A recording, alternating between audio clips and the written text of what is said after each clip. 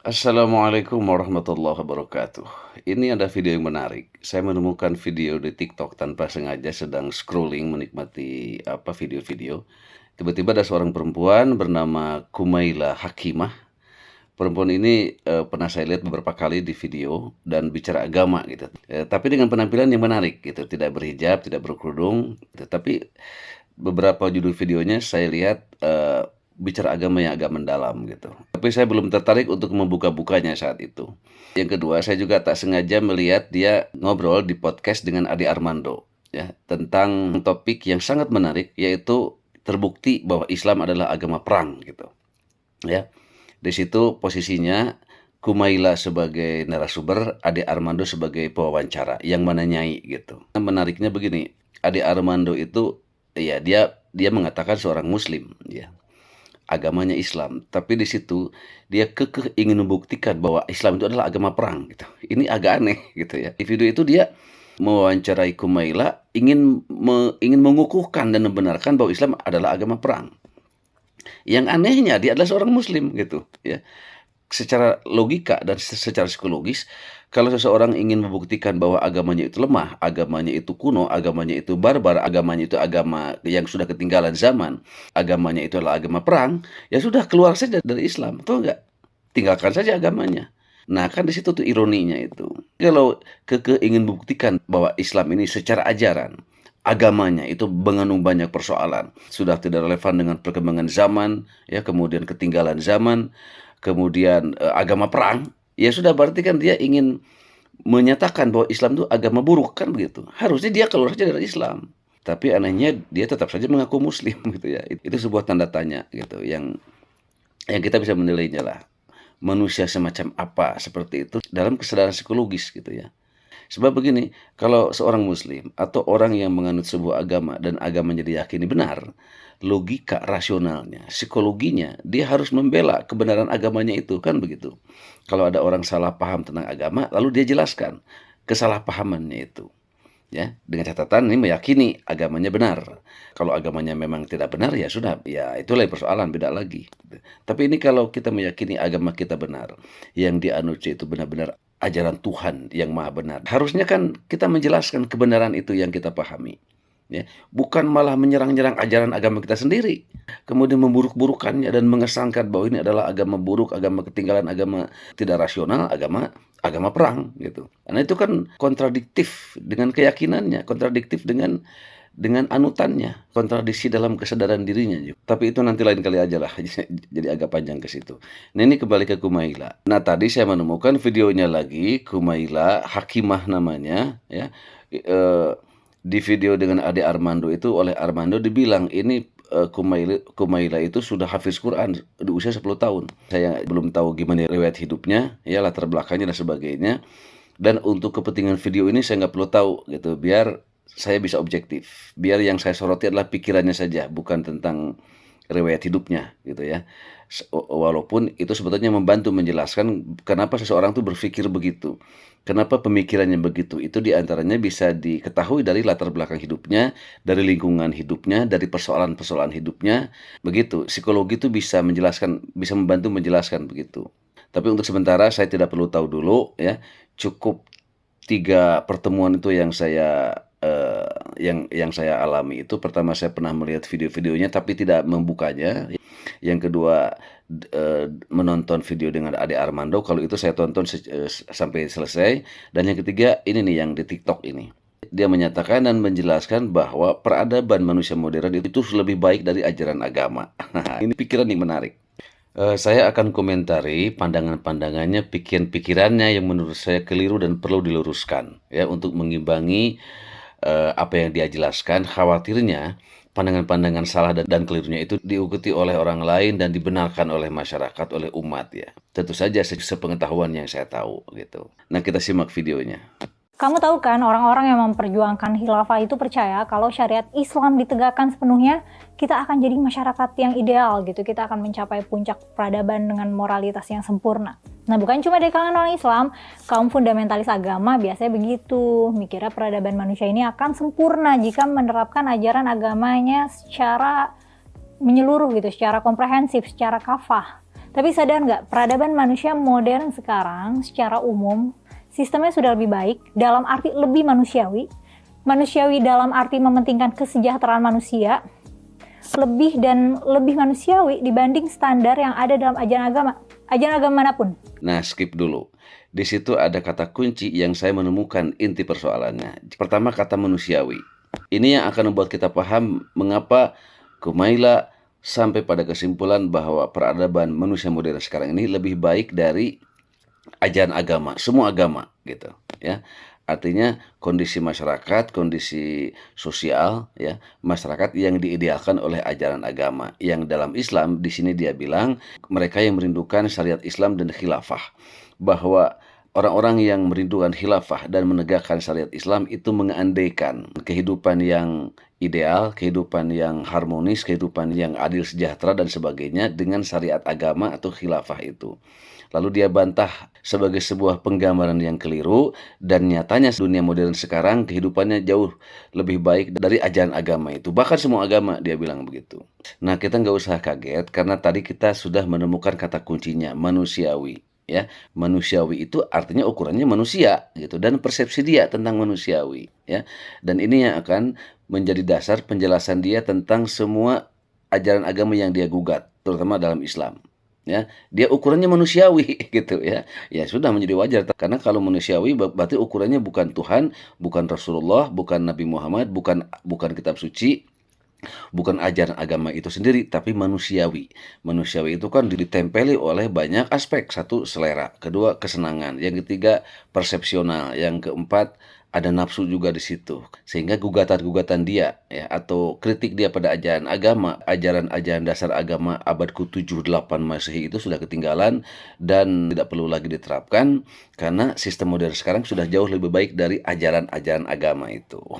Untuk memahaminya, kita sudah menemukan keywordnya. Dia bilang tadi manusiawi. Manusiawi artinya menurut selera manusia, menurut pandangan manusia, yang ilmunya sangat sedikit dan terbatas itu, gitu. Jadi kita maklumi saja pendapat itu, ya, pandangan itu.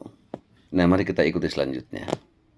Lebih baik dan lebih manusiawi karena basisnya rasional, bukan dari ajaran agama yang dogmatis. Basisnya rasional, bukan ukurannya dogmatis. Justru ini problem kemanusiaan sepanjang masa. Rasionalitas itu, rasional manusia itu kan hanya salah satu ukuran kebenaran yang mampu dicapai oleh manusia, yaitu rasional. Sebagai ekspresi dari kemampuan berpikir dari rasionalitas itulah manusia kemudian mencari-cari aturan hidupnya bagaimana yang sesuai dengan keinginan mereka yang manusiawi dan rasional, kan begitu. Itulah justru problemnya di situ. Manusia ingin hidup di dunia ini dengan standar mereka sendiri, dengan ukuran rasionalitas mereka sendiri. Justru di antara problem manusia modern adalah mengapa kacau beliau linglung di era peradaban modern ini? Karena manusia ingin hidup diatur oleh dirinya sendiri, menurut perasaannya, menurut selera manusiawinya, kemudian menurut ukuran rasionalitasnya. Disitulah justru problemnya. Logika dasarnya pertama, manusia tidak akan benar hidupnya selama diatur oleh pikirannya sendiri, oleh keinginannya sendiri, oleh perasaannya sendiri. Hidup manusia harus diatur menurut penciptanya melalui kitab suci yang diturunkannya. Kitab suci itu fungsinya sebagai manual. Jadi kalau kita beli TV baru, komputer baru, ya, laptop baru, kemudian HP baru, apapun barang teknologi, untuk bisa mengoperasionalkan yang namanya produk teknologi secara benar, itu kan harus menggunakan manual itu. Kalau tidak memakai manual atau petunjuk dari pabriknya kan bisa kacau, itu bisa rusak itu barang itu. Itu logika sederhana tentang bagaimana sebuah produk elektronik itu harus difungsikan menurut manual, ya, manual dari pabriknya. Kalau itu dilanggar, kalau itu tidak dipakai, maka akan rusak barang itu. Manusia juga sama logikanya. Agar manusia itu hidup secara benar, ya, secara lurus, ya, dan akan mencapai tujuan hidupnya yang bahagia di dunia dan di akhirat, maka pakailah itu manual book itu. Manual book itu kitab suci. Silakan masing-masing agama memakainya itu. Bagi umat Islam ya Al-Quran dan Sunnah, kan gitu. Itu manual book bagaimana orang hidup benar, ya, selamat dunia akhirat, begitu. Itu logika pertama. Yang kedua, rasionalitas itu di setiap masyarakat dan bangsa itu berbeda-beda ukurannya. Misalnya begini, di Jepang, ya, di Jepang itu rasionalitas hidupnya itu adalah kerja yang maksimal. Ya, kalau perlu 20 jam sehari, kemudian tidak memperhatikan kebutuhan jiwa, rohani, dan keluarganya, ya. Yang penting perusahaannya maju, teknologinya maju, dan negaranya bangkit menjadi negara yang superpower, negara paling unggul di dunia dalam ilmu pengetahuan dan teknologi. Rasionalitasnya begitu. Tapi ada yang dikorbankan, apa? Manusianya pada jadi korban. Stres, ya, kemudian linglung, tidak jelas tujuan hidupnya itu mau apa. Waktu kesehariannya habis digunakan untuk kerja dan pabrik, untuk kepentingan perusahaan, manusia dieksploitasi, ya, menjadi robot-robot, menjadi pekerja, ya, yang penting digaji, kebutuhan dirinya tidak penting atau tidak dipentingkan, kan begitu. Makanya banyak orang Jepang yang kesulitan mencari jodoh, tidak menikah. Itu bahkan itu fenomena orang modern. Ya, makin asik di pekerjaan, terus-terusan mencari uang, memenuhi kebutuhan materialnya dan kesenangannya, akhirnya kebutuhan jiwa rohaninya diabaikan. Akhirnya muncul ketidakseimbangan. Stres, bunuh diri itu fenomena sosial di negara-negara barat, di negara-negara maju yang mengejar prestasi ilmu pengetahuan, teknologi bangsa dan negaranya, kan begitu. Pertanyaannya, apakah itu benar cara hidup begitu? Lebih baik dan lebih manusiawi karena basisnya rasional, bukan dari ajaran agama yang dogmatis. Nah, sekali lagi ya, lebih manusiawi karena itu rasional, lebih rasional gitu kan. Artinya kan ukurannya pikirannya sendiri gitu ya. Kumaila ini adalah perasaannya sendiri dan pikirannya sendiri ya. Kalau perasaan itu merasa rasa, kalau pikiran pakai argumen yang persepsional. Manusiawi ini kalau kita perlebar sedikit, misalnya kita ambil contoh ya. Tradisi orang-orang barat di pantai ya, itu pakai bikini ya. Hanya tinggal dua yang tersisa tertutupnya itu. Pertama kemaluannya, ya, vaginanya, ya, kemudian dadanya. Dada itu pun tidak semuanya, putingnya saja, ya. Nah, itu kalau pakai manusiawi, ya manusiawi. Manusiawi mana? Manusiawi ukuran di barat, yang liberal dan bebas. Nah, itu kalau kemudian dipakai sebagai ukuran kebenaran bahwa karena itu adalah manusiawi lebih baik, maka di kita pun akan begitu. Ya, yang sudah misalnya di Bali ya, di Pantai Sanur, di Pantai Kute itu sudah terbiasa begitu. Nanti mungkin ke Pangandaran atau ke pantai-pantai mana di seluruh Indonesia, nanti itu bisa jadi ukuran kebenaran karena ukurannya manusiawi. Ya ini kan di pantai, panas, orang ingin berenang, kan gitu. Ya, tidak ingin pakai baju ribet, ya manusiawi dong berbikini yang sangat minimal itu nanti juga menjadi sebuah kebenaran karena itu adalah manusiawi, kan begitu. Lalu misalnya tidak disetujuinya hukuman mati buat koruptor. Ya, kenapa? Karena di antara pertimbangannya adalah hukuman mati itu tidak manusiawi, kan begitu. Ya, itulah kalau ukurannya manusiawi. Dulu, agama Islam dan Kristen membolehkan perbudakan. Maksudnya bukan mengkampanyekan sih, tapi perbudakan udah ada, tapi ya dibiarin aja gitu, diregulasi. Nah sekarang perbudakan udah ilegal. Apakah karena perintah agama? Enggak, karena kita mengembangkan kode moral yang lebih manusiawi. Nah, kedua nih kata kunci perbudakan. Ya. Kumaila melihat perbudakan secara sederhana, secara tradisional, yaitu penguasaan seorang pembantu, pelayan, ya, oleh majikannya di dalam rumah, budak saja. Dalam perbudakan itu ada unsur eksploitasi, yaitu memang dalam perbudakan perbudakan sepanjang sejarah begitu, gitu. Tapi kan perbudakan bukan hanya itu. Kata siapa sekarang perbudakan sudah hilang? Menurut saya belum. Perbudakan sekarang itu masih ada, bahkan lebih masif, lebih sistematis, dan lebih membudaya gitu. Apa? Dalam bentuk perbudakan modern. Saya pernah menonton video mu'alaf perempuan orang Amerika, mengapa dia masuk Islam. Dia menceritakan pengalamannya bahwa selama ini dia menjadi wanita modern di dunia barat, di Amerika. Dengan kebebasannya, ternyata dia baru menyadari setelah dia masuk Islam bahwa itu adalah perbudakan. Perbudakan melalui apa? Melalui dua konsep yang menjadi idola perempuan modern, yang menjadi imajinasi dan cita-cita perempuan modern, yaitu dua. Yang pertama cantik, kedua seksi, kan begitu.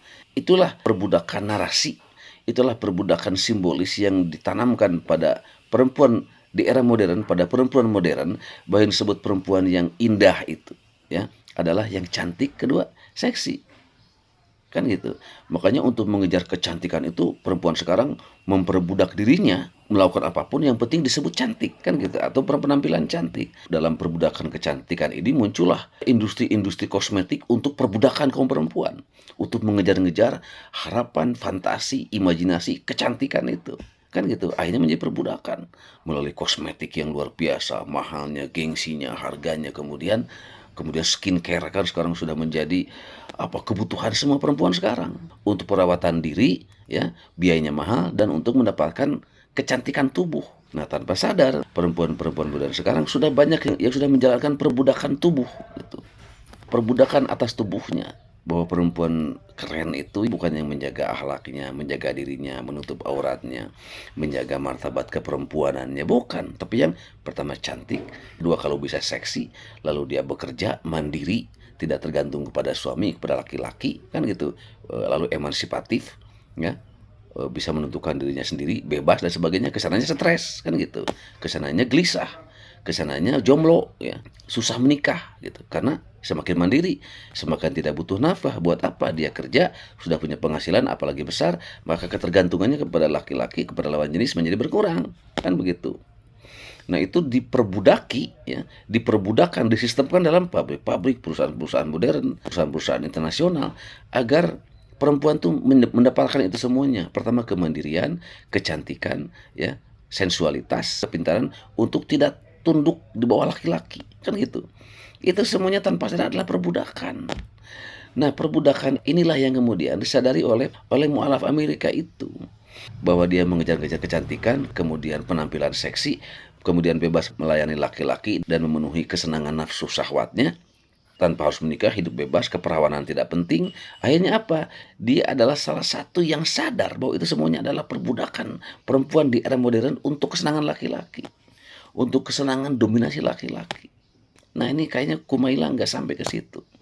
Dan maaf, dia berpenampilan seksi seperti itu, ya, you can see, itu kan sebetulnya dia juga korban perbudakan. Kenapa? Dia di bawah sadarnya ingin berpenampilan cantik, kan gitu, bahkan seksi.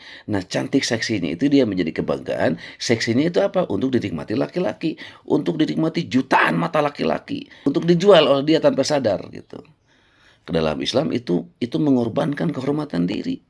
Tapi bagi dia kalau pikirannya kebebasan ya nggak masalah. Saya perempuan mandiri, perempuan modern, ya silakan gitu. Untuk dinikmati oleh jutaan mata laki-laki yang dalam Islam itu tidak sah menatap dan menikmatinya. Apa itu bukan perbudakan? Tanpa sadar Kumaila sedang memperbudakkan dirinya, sedang memperdagangkan dirinya melalui konsep cantik dan seksi. Betul nggak? Dia tidak sadar itu. Di mata Muslim, ya, semuanya sepakat bahwa perempuan yang berpenampilan seperti itu, yang terbuka itu perempuan murah. Yang membuka auratnya untuk diperlihatkan kepada publik, itu perempuan tidak terhormat. Maka itulah yang terhormat yang sadar itu menutupnya dengan hijab yang tampak lebih anggun, lebih terhormat dan sebagainya. Kan gitu. Jadi satu sisi Kumaila ini menolak perbudakan, ya, sebagai yang tidak rasional, dan sekarang sudah dihapus. Dia bilang tanpa sadar dia sedang memperbudakkan dirinya. Siapa? Untuk kepentingan publik, kepuasan publik, untuk kesenangan laki-laki, menatap tubuhnya, keseksiannya. Tapi dia tidak sadar, itu di bawah sadar. Makanya kalau ini dikatakan kepada dia akan menolak. Pasti itu pikirannya akan membantah, karena itu pikirannya. Padahal di bawah sadarnya, ini loh gue cantik, kan gitu sebetulnya.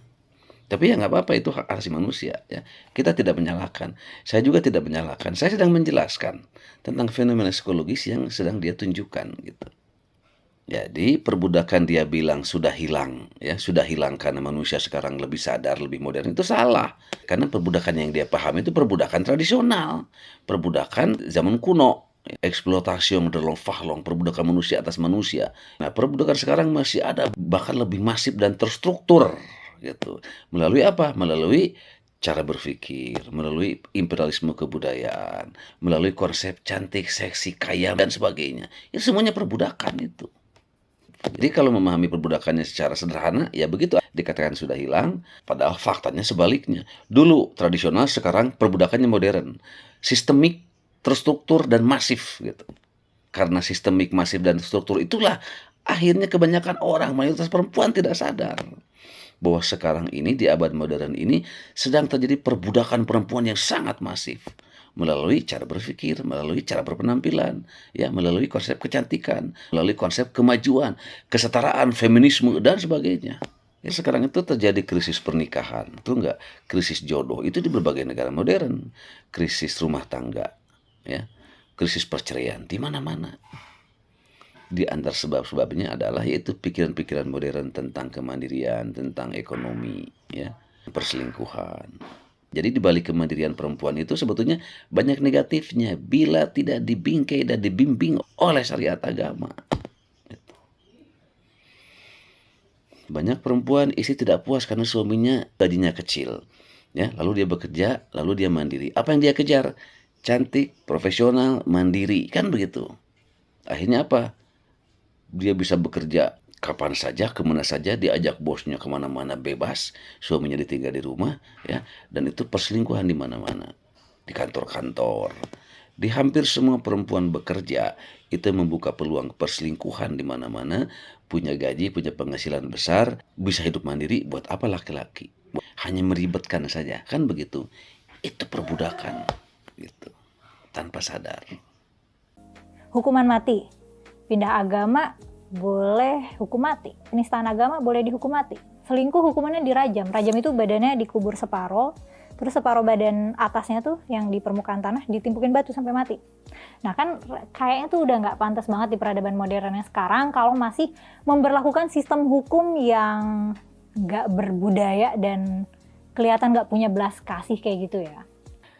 Kayaknya nggak pantas, nggak berbudaya, dan nggak belas kasih, ya. Kita perdalam 3 istilah ini, ya. Pertama, kayaknya nggak pantas. Itu kata apa itu? Itu kalimat persepsional, kalimat pikiran, perasaan. Kayaknya itu kan perasaan, ya, dugaan gitu. Dalam level-level kekuatan argumentasi, dalam level-level tingkat kebenaran, kata-kata kayaknya, kemungkinan, itu tuh kata-kata yang rendah kualitasnya. Betul nggak? Karena benar itu dinyatakan dengan penuh keyakinan. Semakin orang yakin dengan kebenarannya, maka akan keluar kata-kata, istilah-istilah keyakinan. Misalnya, ini pasti, laksanakanlah, Anda akan selamat. Nah, itu kan kata-kata kepastian. Tapi kalau kayaknya ya, mungkin, nah itu kata-kata yang rendah dalam argumentasi, dalam menyatakan sebuah kebenaran. Dan memang penjelasan Kumaila ini jauh dari kebenaran gitu. Yang kedua, nggak berbudaya, kan? Dia membandingkan kehidupan manusia yang ideal, yang harmonis, adil sejahtera, yang diajarkan oleh agama, yang agama itu diturunkan oleh Tuhan, dibandingkan dengan berbudaya. Berbudaya itu artinya ya bagaimana perilaku manusia di sebuah tempat, kan gitu, pikirannya, perasaannya, tindakannya. Jadi ukurannya adalah budaya manusia. Budaya manusia sangat relatif di berbagai tempat, bangsa dan negara berbeda-beda, kan gitu. Budaya itu tidak ada hubungan dengan kebenaran. Budaya itu apapun ekspresi manusia, itu namanya budaya. Dan budaya yang sudah menjadi sistem, yang sudah menjadi perilaku, yang sudah menjadi pola pikir, namanya kebudayaan, kan begitu. Jadi bayangkan ajaran agama yang dari langit, yang demikian tinggi, agung dan luhur, dibawa dan diajarkan oleh seorang nabi yang akhlaknya agung, yang jujur dan tidak pernah berdusta, mengajarkan ajaran dari langit, agama dari Tuhan yang maha tinggi, lalu dibandingkan dan diukur oleh budaya. Kan betapa rendahnya perbandingan itu, tidak apple to apple. Ya memang untuk kebenaran agama dari Tuhan nggak ada apple-nya. Sudah itu kebenaran mutlak satu-satunya. Harus begitu keyakinan agama itu. Gitu. Nah ini dia bilang tidak berbudaya. Gitu ya. Kembali ke yang tadi itu, kalau budayanya budaya maksiat, ya kemaksiatan menjadi wajar. Budayanya budaya korup, maka korupsi menjadi wajar. Budayanya budaya tidak disiplin, maka semua pelanggaran menjadi wajar. Budayanya budaya malas, kemalasan menjadi wajar. Budayanya budaya kebebasan, maka pergaulan perzinahan menjadi wajar. Kan gitu. Budayanya kecantikan, seksualitas, maka membuka aurat perempuan menjadi kewajaran. Kan begitu. Ya begitulah budaya gitu. Kalau dijadikan sebagai ukuran dan patokan kehidupan manusia. Kayaknya tuh udah nggak pantas banget di peradaban modern yang sekarang kalau masih memberlakukan sistem hukum yang nggak berbudaya dan kelihatan nggak punya belas kasih kayak gitu ya. Lagi kelihatan nggak punya belas kasih gitu ya. Nah gini, coba kita bandingkan ya pernyataan Kumaila, penegakan hukum yang sepertinya nggak belas kasih ya. Pernyataan dia itu yang penampilannya seksi itu dengan ucapan Rasulullah. Ada hadis yang pernah saya baca. Jangan kalian merasa kasihan ketika hukum Allah sedang ditegakkan. Luar biasa itu bobot ucapan seorang nabi. Itu kalau nggak salah konteksnya adalah ketika hukum rajam. Hukum rajam sedang dilaksanakan, ya, lalu dilempari dengan batu, badannya dikubur sebagian besarnya, lalu dilempari batu, kan gitu. Secara manusia pasti kasihan. Secara budaya pasti kasihan. Tidak mungkin manusia kalau tidak punya kasihan. Kalau manusia tidak punya kasihan, seseorang yang sudah berzina dihukum seperti itu tidak manusiawi. Tapi, nah ini di sini nih wibawa otoritas agama, otoritas Tuhan, ya otoritas Nabi dalam mengajarkan kebenaran yang sangat hebat dan yang sangat tinggi. Jangan kalian merasa kasihan ketika hukum Allah sedang ditegakkan.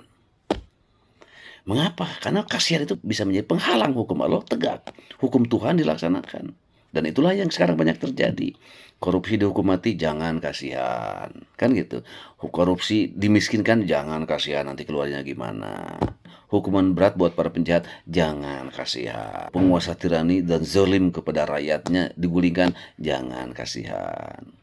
Ya, itu kan kasihan-kasihan yang salah, kasihan yang tidak benar ya. Bahkan kasihan ini juga sudah menjadi budaya manusia di keluarga. Hampir setiap keluarga sering kasihan kepada anak ya, dengan kasihan yang salah. Misalnya karena kasihan akhirnya memanjakan. Karena kasihan akhirnya orang tua yang berada selalu memberi apa yang anak minta. Apa akibatnya? Rata-rata anak yang dimanja begitu kurang pendidikan ketegasannya. Akhirnya apa? Ke orang tua melawan, ke orang tua berani membentak, kemudian kemandiriannya tidak ada, ketergantungan kepada orang tuanya terus-terusan sampai dia dewasa, akhirnya dia tidak mandiri, tidak dewasa. Kan gitu, sifatnya kekanak-kanakan, jauh dibandingkan dengan teman-temannya yang hidupnya mandiri sejak kecil, berdagang, berjualan, ya membantu orang tua, berpeluh keringat, berusaha, ya, agar hidupnya bisa mandiri bahkan untuk kebutuhan makannya, kebutuhan sekolahnya, kebutuhan kuliahnya. Anak-anak begini rata-rata lebih dewasa, lebih beradab pada orang tuanya, lebih sopan santun dan beradab pada orang tuanya. Karena dia memang dibesarkan dengan oleh kondisi kehidupan ekonomi yang menguntungkannya menjadi dia lebih dewasa. Gitu, lebih matang, lebih paham tentang kehidupan dibandingkan dengan anak-anak orang kaya yang orang tuanya kasihan, lalu dipenuhilah segala kebutuhannya. Kasihan anak kita tidak punya ini, tidak punya itu, kasihlah. Ya, akhirnya anak itu menjadi anak yang manja, anak yang tidak mandiri, lalu selalu meminta pada orang tuanya dan kemudian merepotkan orang tuanya. Bahkan banyak yang tidak hormat pada orang tuanya. Akibat pendidikan yang salah. Itulah kasihan yang salah. Itulah akibatnya dari kasihan. Ya. Jadi kasihan itu kan sebetulnya lebih karena perasaan manusia. Gak ada masalah kasihan bila ya, ditempatkan dalam konteks yang tepat. Misalnya kasihan melihat orang kekurangan, kasihan melihat pengemis, kasihan melihat orang yang dililit hutang, kasihan orang yang anaknya tidak punya uang untuk sekolah, kasihan orang yang melihat lapar. Kan itu bagus untuk dibantu. Tapi kasihan itu bisa salah. Kasihan dalam konteks yang tidak tepat bisa salah, kan gitu. Karena kasihan itu hanya perasaan manusia. Nah, dalam menegakkan kebenaran, keadilan, wibawa agama, wibawa ajaran Tuhan, jangan ada kasihan. Tidak ada kasihan di dalam menegakkan kebenaran. Kalau kata Rocky Gerung apa? Dengan kata lainnya, tidak ada sopan santun dalam politik, dalam kritik kepada kekuasaan, kepada pemerintah. Saya setuju, itu benar. Karena harus sopan santun itu adalah salah satu bentuk dari kasihan itu sebetulnya tanpa sadar.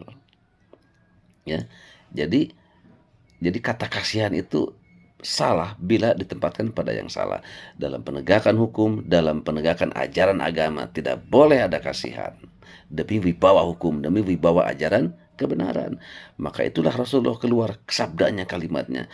Jangan kalian merasa kasihan ketika hukum Allah sedang ditegakkan. Anda silakan bandingkan. Ya, kasihan yang dipahami oleh umumnya manusia dan kasihan yang diekspresikan tadi oleh Kumaila dengan kasihan yang disabdakan oleh Rasulullah Sallallahu Alaihi Wasallam. Nah, negara-negara maju yang tingkat kriminal rendah, hukuman yang berlaku bukan kekerasan, penjaranya aja manusiawi, dan itu justru the real progress dalam kemanusiaan, dalam peradaban manusia. Penjaranya saja lebih manusiawi. Kemudian itu lebih adil daripada dogma ajaran agama tentang hukuman yang tidak manusiawi misalnya, ya. Dia sederhana sekali memahami itu. Penjara pun lebih bersih dan manusiawi, ya. Itu tuh bukan soal agama, Mbak Kumaila. Itu soal tahapan kemajuan sebuah negara. Karena hubungannya dengan tingkat pendidikan, tingkat ekonomi, kebersihan para pengelola negaranya, keseriusan mereka mengelola negara, masyarakat dan bangsanya dan sebagainya. Gitu, bukan hubungan dengan agama. Di negara-negara yang pendidikannya lebih tinggi, maka memperlakukan manusia pun lebih manusiawi. Itu lebih beradab karena tingkat pendidikannya lebih tinggi, dan itu terhubungan dengan berbagai aspek lainnya, tingkat pendidikan, tingkat ekonomi, kejujuran pemerintahannya, bersih dari korupsi, ya, dan sebagainya. Contoh kecil waktu saya di Australia, ini contoh kecil aja, ya. Waktu saya di Canberra, di beberapa keluarga Australia itu saya kaget bahwa kedisiplinan di jalan raya itu betul diajarkan oleh orang tuanya di rumah. Jangan berhenti sembarangan, jangan berhenti di mana saja, ya. Jangan buang sampah di jalan, taati peraturan. Ketika melihat zebra cross harus dipelankan kemudian berhenti walaupun ada orang yang akan lewat masih jauh, tahan dulu mobilnya, ya. Lalu tidak boleh belok sembarangan. Setiap belokan ada aturannya dan sebagainya. Disiplinnya luar biasa. Sehingga di sana ketika ada orang melakukan pelanggaran sedikit saja itu dikontrolnya oleh orang lain, dimarahi oleh orang lain. Saya sebagai orang Indonesia pernah itu fuck you pada saya beberapa kali ketika saya belum tahu bagaimana aturan lalu lintas di Canberra. Saya di situ berpikir, salah saya apa? Cuma belok sedikit saja, cuma kesalahan sedikit saja, bahkan tidak membuatnya kagok, tapi marahnya sangat keras. Di situ saya belajar, oh luar biasa kesadaran hukum di Canberra, di masyarakat Australia yang sudah berbudaya. Saya berpikir lagi sebabnya apa? Oh, pendidikannya memang pada tinggi, jarang ada pengangguran. Kesadaran budayanya lebih tinggi untuk menghormati orang, untuk menghargai hak orang lain dan sebagainya. Saya di situ sadar, oh iya, sistem hukum yang sudah diterapkan secara modern, secara maju di negara modern. Negara modern itu memang pemerintahnya juga modern, korupsinya sangat rendah. Ya, dan bukan Islam. Nah, ini yang menarik ini. Jadi bukan soal ajaran agamanya memang, karena untuk kehidupan berbudaya sehari-hari itu ya sebetulnya lebih dominan ya perkembangan kesadaran manusia ketimbang ajaran agama. Ada jelas manusia agama juga mengajarkan tentang pola hidup yang benar dalam kehidupan sehari-hari gitu. Tapi bila tidak ditunjang oleh pendidikan, oleh tingkat ekonomi, oleh tingkat kesadaran, kemajuan pengetahuan, maka tetap saja ajaran agama itu tidak terdorong, tidak terbantu oleh tingkat pendidikan dan kesejahteraan ekonomi itu. Makanya wajar kalau kualitas Islam di Indonesia, misalnya masyarakat Muslim di Indonesia ya masih begini, ketinggalan, tidak disiplin, sembarangan, ya ego, kemudian ingin menang sendiri, di jalan raya tidak ada disiplinan. Wah itu sudah biasa. Tapi juga jangan salah, itu masalahnya sistemik. Tidak hanya bisa dikembalikan hanya ke agama saja. Oh Islam itu begitu ya, orang Muslim itu begitu ya. Itu sweeping statement. Pernyataan yang rendah kualitasnya. Jadi penjara yang bersih, hukuman yang manusiawi, ya, kemudian tingkat menghormati dan menghargai orang itu sangat tinggi. Itu hubungannya bukan hanya dengan dogma agama, tapi ditunjang oleh aspek-aspek kebudayaan yang lain. Yang saya bilang tadi, pendidikan yang tinggi, kesadaran yang sudah modern, ekonomi yang sudah tinggi, tidak ada persaingan, rebutan. Masyarakat memperebutkan sumber-sumber ekonomi karena negaranya amanat, negaranya kaya, ya, GDP-nya tinggi, masyarakatnya dijamin hidupnya sejahtera, dan penduduknya sedikit. Coba dalam negara dan masyarakat seperti itu bagaimana kejahatan akan banyak? Tidak akan. Makanya penjara di Inggris, di Eropa, di Jerman, di Belanda, di mana di Australia itu sedikit dibandingkan dengan penjara di negara-negara muslim. Wajar, karena memang banyak aspek yang mendukungnya gitu.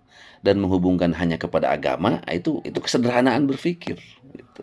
Sama juga kita dengan memahami korupsi. Kok di masyarakat Indonesia, masyarakat Muslim mayoritas, tapi kok korupsinya tinggi, ya. Nah itu karena menghubungkan dengan agama, ya. Padahal hubungan antara beragama dengan korupsi itu puluhan faktor itu saling berkait, bukan hanya soal agama, soal kesempatan, soal hukum yang lemah, soal tidak adanya keteladanan, soal orang terbiasa memperkosa hukum, mempermainkan hukum, jual beli hukum dan sebagainya, ya. Nah itu ketika itu yang terjadi di sebuah masyarakat, walaupun agamanya Islam dan Islamnya mayoritas, tetap saja akan rusak kehidupan masyarakatnya bila sistemnya seperti itu. Jadi masalah sosial politik itu tidak sederhana yang seperti digambarkan oleh saudari Kumaila Hakimah ini, ya. Kita ikuti lagi apa yang dia jelaskan. Nah itu sebagian contoh kenapa moralitas yang dikembangkan atas dasar kemanusiaan dan penalaran rasional itu lebih ideal daripada standar moralitas yang diajarkan oleh dogma agama. Moralitas yang diributin kaum fundamentalis sekarang tuh justru yang nggak manusiawi, dalam arti nggak mengutamakan kesejahteraan sesama manusia dan cenderung melanggar HAM. Lebih banyak mana pelanggaran HAM yang dilakukan oleh negara-negara maju, oleh negara-negara yang mengakui beradab itu, negara-negara yang sudah maju demokrasinya, lebih banyak tidak beradab mana dibandingkan dengan negara muslim, dengan negara-negara berkembang, negara-negara sederhana. Coba bandingkan pelanggaran-pelanggaran yang dilakukan oleh negara-negara yang mengaku maju dan modern itu. Seluruh dunia sekarang orang meneriakkan Free Palestine. Apa yang terjadi? Siapa pendukungnya? Pendukung Israel, pendukung pembantaian massakri oleh Israel, pembunuhan massal anak-anak, perempuan, ya orang tua di Palestina. Siapa di belakangnya? Amerika. Itu negara yang mengaku paling beradab sedunia. Apa itu ukurannya? Jadi beradab itu maksudnya apa, yang mana? Jadi jangan melihat persoalan secara sempit, secara kasuistis. Nah, kali ini aku pengen bahas kenapa menurutku standar moralitas modern sekarang itu lebih baik dari ajaran agama. Dan disadari atau enggak, ajaran agama itu sudah ditinggalkan, ajaran agama manapun ya. Standar modern manusia sekarang sudah jauh lebih baik dari ajaran agama. Standar moral modern yang mana, Mbak? Yang mana coba kasusnya? Bahkan sudah ditinggalkan sekarang oleh semua manusia. Loh, ini kan pernyataan kebalik dengan fenomena mu'alaf, di mana banyak sekali orang-orang modern yang sadar untuk kemudian kembali ke agama. Karena mereka memakai standar kehidupan moralitasnya yang modern, itu tidak memuaskan. Lalu ketenangannya mereka temukan ketika memeluk agama, kembali ke agama, revert to Islam. Itu dalam kasus mu'alaf. Dan jumlahnya kan tidak sedikit, puluhan juta di seluruh dunia. Jadi justru standar moral manusia modern itu justru sedang mengalami krisis. Akhirnya orang mencari yang pasti, yang lebih menenangkan, yang lebih menyelamatkan, yaitu ajaran agama. Ini kan fakta yang kebalik dari pernyataan dia, gitu. Tapi ketika dia bilang standar moral modern, dia ngambil kasusnya hanya satu, keperbudakan lagi, cuma itu saja yang disorotnya. Agama-agama major, agama-agama mayor tuh dulunya perbudakan tuh nggak dikecam. Di Alkitab nggak apa-apa, di Islam perbudakan nggak dihapus right away. Memerdekakan budak itu perbuatan baik, tapi praktik perbudakan masih wajar. Sebagai budak kita tuh nggak boleh punya harta, dipekerjakan tanpa gaji, dan boleh dipakai sama Tuhan kita. Meskipun perbudakan nggak dilarang ya, Nabi menghimbau supaya budak itu digaji, dinikahkan supaya punya pasangan gitu ya. Diberikan pakaian yang layak. Tapi seiring implementasi hukum Islam, hukum yang berlaku bagi budak itu beda sama manusia merdeka gitu, emang dibedain. Make budak secara seksual itu nggak dosa, memperjualbelikan budak itu nggak dosa, memperkosa budak nggak ada hukumannya. Hukuman cambuk dan hukuman rajam atas perzinahan nggak berlaku kalau itu terjadinya ke budak. Tapi itu kan konteksnya dulu, waktu masih perbudakan. Ya exactly, it means nggak relevan lagi ya nggak sih? Benar tadi dia bilang perbudakan dalam Islam itu tidak langsung dihapuskan. Karena saat itu perbudakan itu sudah menjadi sistem dan budaya masyarakat Arab. Kalau dihapuskan langsung, diharamkan, dilarang, tidak mungkin. Proses penghilangan harus by proses, harus bertahap. Hilang itu harus alami, itu jangan murni dilarang-larangi kemudian malah menjadi konflik dan menunjukkan ketidakfleksibelan ajaran agama, kan begitu. Ya. Dan sekali lagi tadi, perbudakan sekarang itu belum hilang, Mbak. Saya bilang tadi, penampilan dia begitu adalah korban perbudakan tanpa sadar. Ya maaf saja, gitu. Ini mungkin Anda tidak sadar. Perbudakan yang zaman modern sekarang itu lebih masif, terstruktur, dan sistematis. Ditanamkan pada masyarakat modern sekarang. Sehingga banyak orang Islam sendiri yang sudah menjadi korban perbudakan itu. Ya. Perempuan mengeksploitasi dirinya di perusahaan-perusahaan, di pabrik-pabrik, kerja berangkat jam 10 malam, pulang jam 7 pagi. Apa itu bukan perbudakan? Sama dengan kolonialisme. Penjajahan langsung memang sudah berhenti, sudah berakhir, tapi kolonialisme budaya, imperialisme budaya kan sekarang masih berlangsung. Dan ini banyak dirasakan orang. Jadi kolonialisasi itu belum selesai, belum berakhir. Cuma bentuknya yang bertransformasi, bermetamorfosis menjadi bentuk lain. Ya, menjadi bentuk ketergantungan pada negara-negara barat, hidup masyarakat menjadi konsumtif, segala membeli yang tidak perlu sudah menjadi tradisi. Itu sebenarnya bentuk kolonisasi. Gaya hidup lebih diutamakan daripada kebutuhan hidup. Gengsi lebih besar daripada kebutuhan. Ya memang tidak selalu dari barat, tapi itu kan korban dari modernisasi. Modernisasi dari mana datangnya?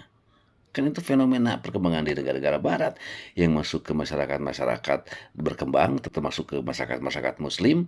Akhirnya westernisasi mengikuti jejak modernisasi. Di belakang modernisasi itu pasti ada westernisasi. Dan penampilan Kumaila ini itu westernisasi. Westernized, bukan modern, bukan. Perempuan modern bukan begitu. Perempuan modern itu yang menjaga dirinya, menjaga pandangan mata orang lain, menjaga pandangan mata laki-laki yang bukan haknya, menjaga auratnya, menjaga kehormatan dirinya, menjaga dari pelecehan-pelecehan, menjaga dari ucapan-ucapan dan komentar orang di media sosial agar tidak merendahkan diri. Itu modern, perempuan modern. Kalau penampilannya begitu, ya wajar kalau di komentarnya, di videonya saya lihat banyak yang melecehkannya. Ya, kenapa? Karena dia tidak modern. Dia hidupnya pakai rasio dan budaya. Jadi apakah itu yang mau diandalkan sebagai pedoman hidup dan pegangan hidup? Ya, silahkan dipikirkan. Nah, sebenarnya hukuman perkosaan tuh nggak ada ya dalam Islam dulu. Adanya perzinahan. Dalam implementasi hukum Islam, kalau kita diperkosa bisa aja kita kena hukuman zina. Karena mengenai pemerkosaan tuh nggak diatur hukumnya. Nah, ini fakta bahwa realita dulu tanah Arab abad ke-7, konsepsinya mengenai HAM dan konsen seks secara konsensual itu masih jauh dari konsep HAM yang kita pegang sekarang. Nah, ini pernyataan salah sekali. Di abad ke-7 di tanah Arab tidak ada hukum tentang perkosaan yang menunjukkan bahwa konsepsi tentang HAM itu jauh lebih berkembang sekarang. Dulu mah belum ada. Dengan kata lain, tanah Arab abad ke-7 itu ketinggalan, tidak semaju seperti sekarang. Ini karena Kumaila nggak ngerti konteks sosial masyarakat saat itu. Makanya dia membandingkan tanah Arab abad ke-7 yang tidak ada kasus-kasus perkosaan dengan konteks sosial modern yang subur dengan perkosaan. Mengapa dulu di Arab tidak ada perkosaan dan hukumnya tidak diatur dalam kitab suci? Yang ada adalah hukum dan aturan perzinahan. Ya pasti nggak ada. Kenapa? Ini soal tradisi, soal budaya. Di masyarakat Arab saat itu sebagai masyarakat dalam lingkungan padang pasir yang panas, pakaiannya pakaian tertutup, walaupun bukan muslim, itu pakaian Arab, kan begitu. Nah, ketika Islam diturunkan, karena itu sesuai dengan nilai ajaran Islam, perempuan harus menutup auratnya, makanya jilbab itu dipertahankan sebagai identitas kaum perempuan muslim. Ya, yang masyarakat Arab sudah biasa memakai jilbab atau hijab itu tertutup karena udaranya panas dan itu sudah budaya mereka. Di dalam masyarakat pakaian yang tertutup, nih Mbak Kumaila, tidak akan ada kasus perkosaan. Paling-paling berzinahan. Kalau berzinahan itu karena melalui interaksi manusiawi saling menyukai. Kemudian mendatangi tempat yang sepi atau di rumah terjadilah perzinahan. Tapi kalau perkosaan, coba saya tanya, perkosaan itu timbulnya dari mana? Sebab perkosaan itu ada 3. 1, mata. Ya. Yang kedua, aurat yang dipertontonkan di mana-mana. Ya, seksualitas, bahenolitas, kemudian keseksian dan sebagainya. Ya, situasi mendukung di tempat sepi. Perempuan bebas keluar, pakaiannya seksi. Laki-lakinya yang sedang masa-masanya kebutuhan gejolak seksualnya sedang meledak-ledak. Ya sudah, perkosaan di mana-mana terjadi. Gitu. Kan itu sebab-sebab sosial atau sebab-sebab atau faktor-faktor sosiologis terjadi perkosaan itu. Ya, laki-laki punya mata, usia muda masih gejolak seksualnya tinggi, perempuan berkeliaran di mana-mana. Itu menyumbangkan kepada statistik perkosaan. Termasuk di sekolah, di pesantren.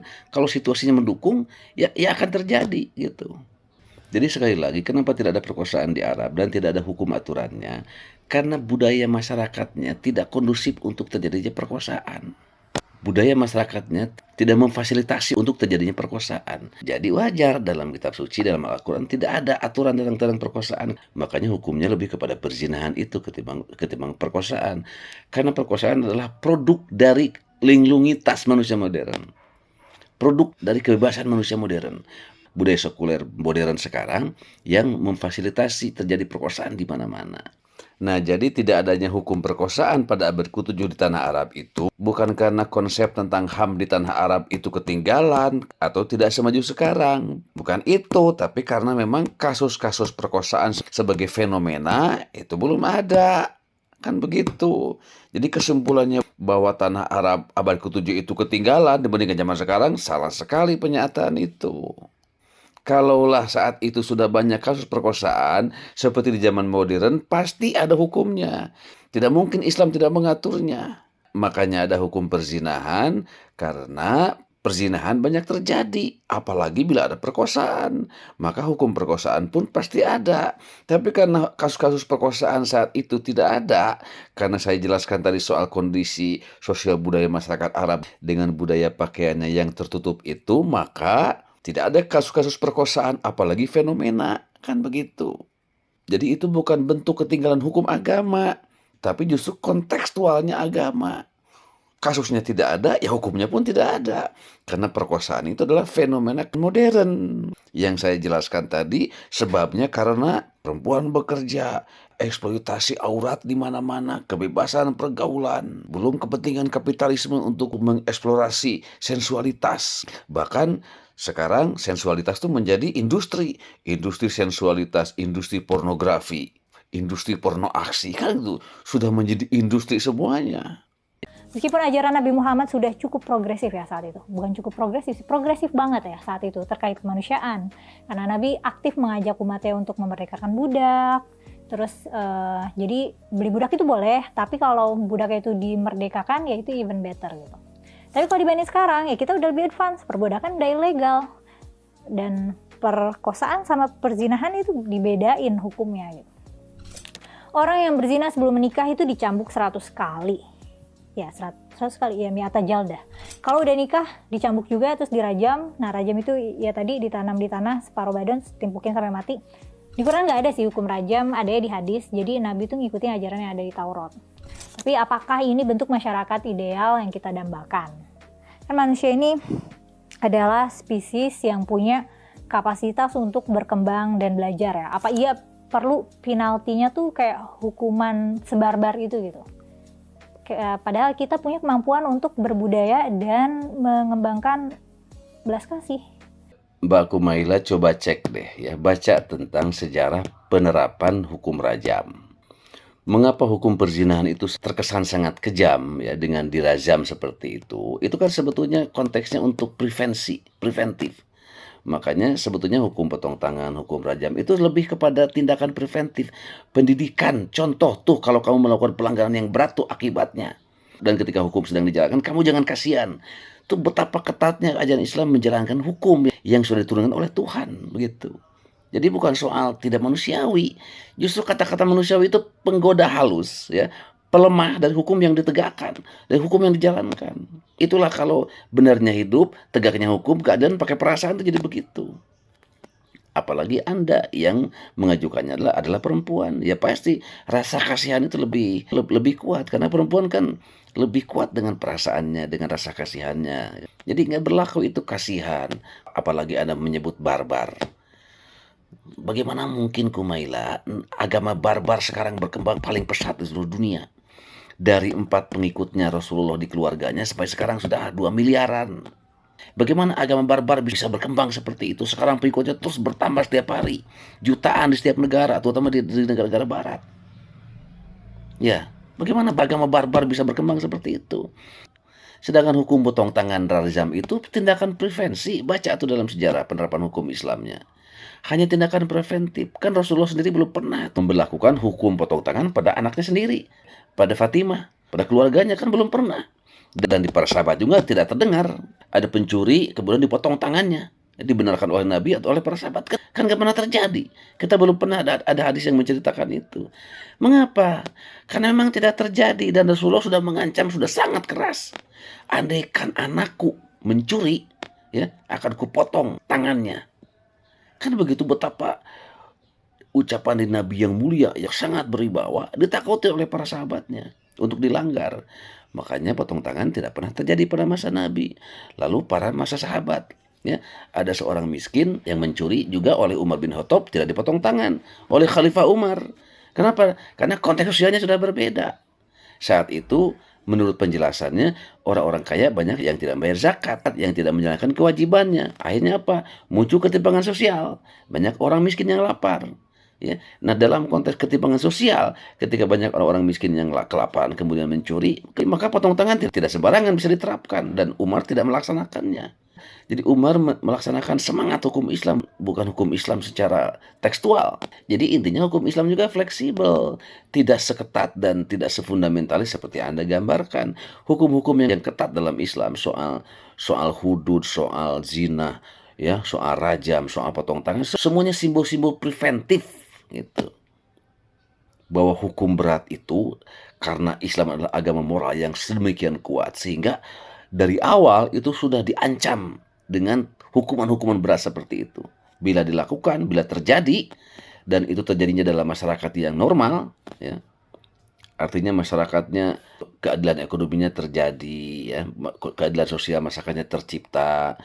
Orang kaya semuanya menunaikan kewajiban zakat, infak, sedekahnya sehingga tidak ada yang kelaparan ya. Nah, di masyarakat yang seperti itu masih ada yang mencuri, maka potong tangan, kan begitu.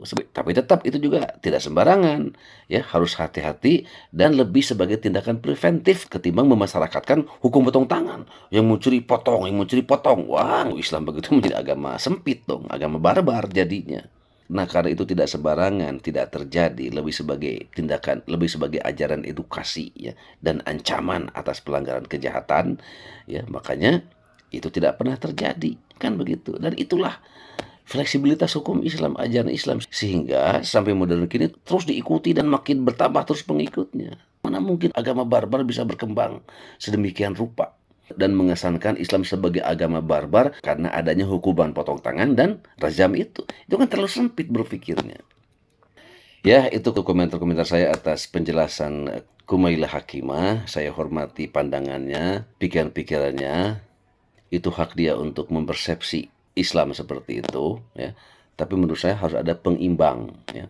Pengimbang yang menjelaskan dia. Sebetulnya di komentar-komentarnya itu banyak yang mengusulkan agar dia berdiskusi dengan Gus Baha atau dengan Adi Hidayat gitu ya. Ya, saya sendiri menemukan kelemahan-kelemahan argumen dia, penjelasan dia, lalu saya tertarik untuk mengomentarinya. Dan dalam video sebelumnya saya tentang tingkat-tingkat kebenaran. Pikiran manusia, ya, tingkat kebenaran di pikiran manusia itu tingkat kebenaran ketiga setelah Allah, ya, wahyu, kemudian Rasulullah dengan hadis-hadis sahih dan mutawatirnya. Lalu kebenaran ketiga di bawah kedua ini adalah kebenaran pikiran manusia, termasuk para ulama, para filosof, para ustadz, orang-orang liberal, siapapun yang bebas berpikir selama itu berbasis argumen atau memakai argumentasi, bebas. Silahkan berpikir secanggih-canggihnya, bebas di situ, ya, setajam-tajamnya. Tapi tetap kebenaran manusia adalah kebenaran tingkat ketiga di bawah hadis Nabi, di bawah Rasulullah. Jadi pikiran-pikiran yang sekuler, yang liberal, yang macam-macam, ya mungkin seperti Kumaila ini, ya nggak apa-apa, itu biasa. Dan kalau misalnya Kumaila ini memesankan, mengajak berpikir yang benar, ya, bagaimana mungkin kebenaran disampaikan dengan secara seksi begitu? Terima kasih. Assalamualaikum warahmatullahi wabarakatuh.